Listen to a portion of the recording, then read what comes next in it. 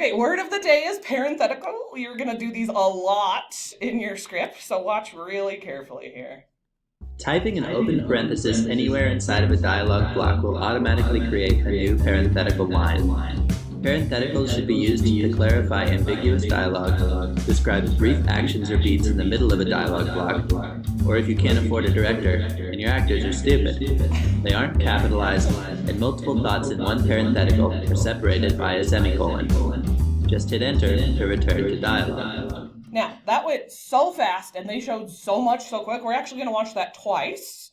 So one more time, but it's only 27 seconds. Watch carefully here. Typing an open parenthesis anywhere inside of a dialog block will automatically create a new parenthetical line.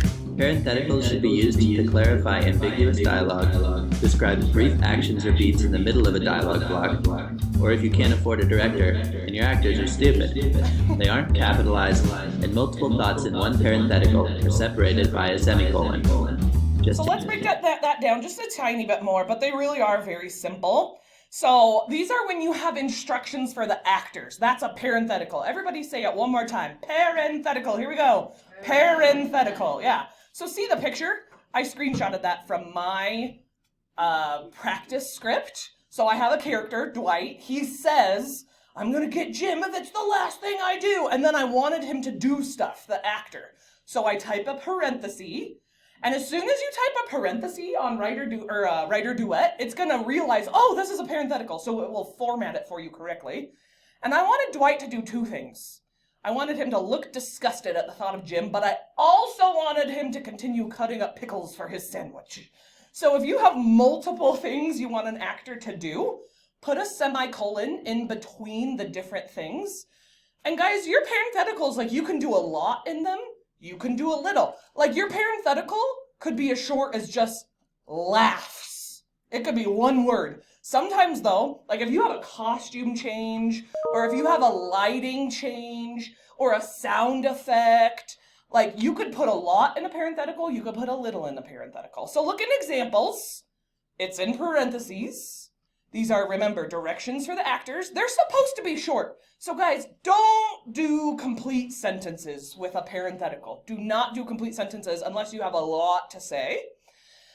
Remember we talked about blocking yesterday? That's what parentheticals are. It's telling the actor how to move. And like I said, if you have multiple things, put a semicolon. Now, non-examples is important today because a parenthetical is different than the action. Remember, and let me pull up my example script just to make sure I'm clarifying really well here. So script project info, remember you have access to this too. So let me actually open it up here because it's a larger view. Remember, a new scene always starts with what, everybody?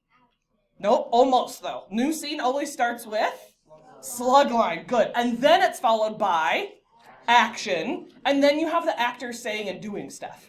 So there's a difference between parenthetical and action. Action is you're setting up the beginning of the scene. Parentheticals happen all throughout the scene, okay? And let's clarify one more time, everybody. Who for candy can remember, what's the trick? How do I know if I need to start a new scene? How do I know if I need to start a new scene? Exactly. If it's a big change in the location, like a set change, a major one, then I have a new scene, a new slug line, and a new action. Good. You get candy for that. Very good job remembering that. And then just two more quick things about parentheticals, and then we're done.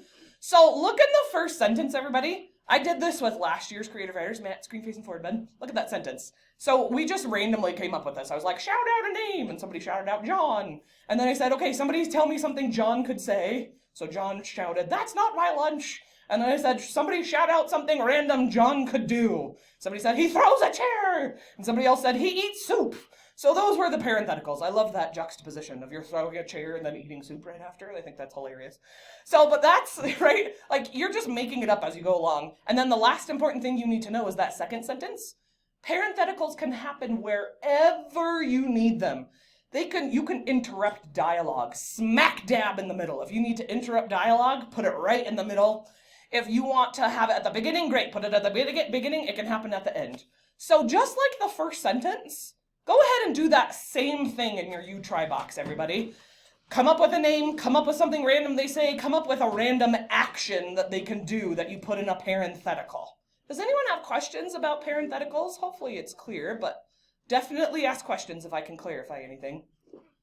I would recommend, if you're going to have a lot that you are going to explain in the middle of a scene, I would probably just treat it as a second action rather than a really long parenthetical, because it will make it easier for you to format that.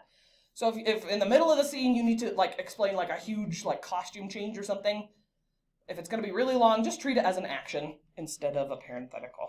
Okay, so you're thinking about the you try box, you're doing it just like the second sentence, and then work on turning it in.